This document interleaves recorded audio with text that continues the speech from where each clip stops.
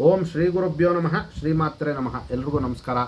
ನೋಡಿ, ಗುಪ್ತ ನವರಾತ್ರಿಯ 7ನೇ ದಿನ ದಶಮಹಾವಿದ್ಯೆಗಳಲ್ಲಿ 7ನೆಯ ಮಹಾವಿದ್ಯೆ ಆಗಿರ್ತಕ್ಕಂತಹ ಧೂಮಾವತಿ ಮಾತೆಯ ಒಂದು ಆರಾಧನೆ ಮಾಡ್ತಕ್ಕಂಥದ್ದು.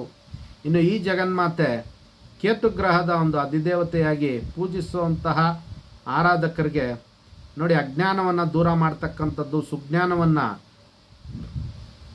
ಕರುಣಿಸ್ತಕ್ಕಂಥದ್ದು. ಇನ್ನು ಕೇತುಗ್ರಹದ ದೋಷಗಳೆಲ್ಲವೂ ಕೂಡ ಶಮನ ಆಗ್ತಕ್ಕಂಥದ್ದು.